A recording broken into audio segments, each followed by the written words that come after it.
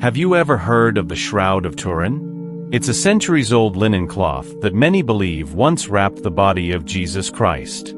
For others, it's one of history's most mysterious and controversial artifacts. In this video, we'll explore the fascinating story of the Shroud of Turin, diving into its history, scientific studies, and the spiritual questions it raises. Whether you're a believer, a skeptic, or just curious, you're in for a journey that crosses faith, science, and art. The first documented appearance of the shroud was in the 14th century in Lirey, France. A French knight named Geoffroy de Charny presented the cloth to a local church, claiming it was the burial shroud of Jesus. From the very beginning, it caused a stir. Was it real? Was it a fake? The debate began there and still continues today. The shroud was later transferred to Chambéry, and then to its permanent home in Turin, Italy, in 1578. Over time, it became an object of deep veneration for many Christians.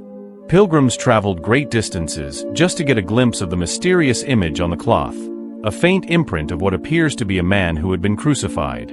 But even in its earliest days, there were questions. Church authorities were divided. Some believed wholeheartedly in its authenticity, while others questioned its origins. Was it a miracle? A medieval work of art? Or something else entirely? Let's take a closer look at the images on the shroud. The cloth shows the front and back image of a man, about 5 feet 10 inches tall, with wounds that match those described in the crucifixion of Jesus. You can see marks on the wrists, feet, and forehead, which line up with the crown of thorns and nails mentioned in the Bible. The image also shows a large wound in the side, consistent with the Roman spear mentioned in the Gospel of John. What's fascinating is that the image isn't painted. Microscopic studies have shown that there's no pigment, dye, or brush strokes. The image seems to be part of the fibers themselves, a kind of scorch or discoloration that forms a detailed outline. And what's even more unusual is that the image has some 3D properties. Scientists discovered that when you process the image using spatial software, it creates a three-dimensional representation of the man's body, something that typical photographs or paintings don't do. Science got involved in a big way in 1978. That year, a team called the Turin Shroud of Turin Research Project was allowed to study the cloth for 5 days. They used X-rays, UV light, and chemical analysis. Their conclusion? They couldn't figure out how the image was made. They ruled out paint, scorch marks, or any known artistic methods. One scientist described it as a mystery wrapped in an enigma. Then came the carbon dating tests in 1988. Laboratories in Oxford, Zurich, and Arizona tested a small piece of the cloth. The results said the shroud was made between 1260 and 1390 AD, much later than the time of Jesus. It was a bombshell for many believers. But critics pointed out that the tested area may have been a patch from medieval repairs. Others argued contamination could have skewed the results. Even the weaving pattern in the tested area appeared slightly different from the rest of the cloth, supporting the patch theory. Later studies added more questions. Pollen found on the shroud came from plants found in the Middle East, some even specific to Jerusalem. Bloodstain patterns matched a crucifixion position. The blood type is AB, commonly found in the Middle East, and some say the hemoglobin is still detectable. There were also traces of human DNA, though it's impossible to link it to a specific person. Theories about how the image formed include bursts of radiation, natural decomposition gases, and even a kind of ancient photographic process using light-sensitive chemicals.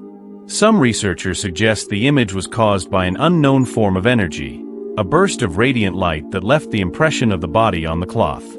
Others insist it's a clever forgery by a talented medieval artist, though they can't explain exactly how it was done. Beyond science and history, the shroud has influenced art and culture deeply. Artists from the Renaissance to the modern day have created works inspired by it. The image of Christ on the shroud, serene, wounded, and peaceful, has appeared in paintings, sculptures, and stained glass windows. Artists like Albrecht Dürer and Michelangelo are thought to have studied the image when creating depictions of Jesus. In literature, The shroud has been referenced in poetry, novels, and even thrillers like Dan Brown's The Da Vinci Code. Filmmakers have used it as a symbol of divine mystery.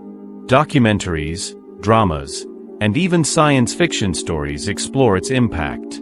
And in popular culture, it continues to spark the imagination of millions. For many Christians, the shroud is not just an artifact, it's a symbol of faith. It represents suffering, sacrifice, and the hope of resurrection. Whether or not it is authentic, it carries spiritual meaning for people around the world. The image is often used in Holy Week processions and displayed during significant religious events in Turin, drawing millions of viewers and pilgrims. So what does the future hold for the Shroud of Turin? Scientists and theologians alike are still trying to uncover its secrets. New technologies like 3D imaging, DNA analysis, and advanced scanning techniques may help unlock new information. Some researchers are calling for a new round of carbon dating, using untouched samples from deeper within the cloth. Others are examining the threads to determine if ancient weaving techniques were used. Digital preservation efforts are also underway, creating high-resolution images that can be studied without handling the fragile cloth. These images allow researchers from around the world to collaborate and bring fresh eyes to old questions. Computer simulations may one day model how the image was created, and artificial intelligence might help identify patterns or details missed by human eyes. Yet, as much as we may learn, some mysteries may remain. The shroud challenges us to think deeply, not only about science and history, but also about belief and meaning. It forces us to ask big questions. What do we believe? Why do we believe it? And how do faith and evidence work together? In the end, the Shroud of Turin might not give us all the answers. But perhaps its greatest value lies in the questions it raises. It reminds us that some mysteries can't be solved by science alone. They touch the human heart and spirit. Whether you believe the shroud is the burial cloth of Jesus, a medieval masterpiece, or something in between, one thing is certain: it continues to inspire awe, curiosity, and devotion. So what do you think? Could the shroud be the genuine article, a 2,000-year-old witness to the resurrection? Or is it a brilliantly crafted piece of history? Let us know your thoughts in the comments below. Don't forget to like this video, subscribe for more fascinating stories, and share it with someone who loves history, mystery, and faith. Thanks for watching.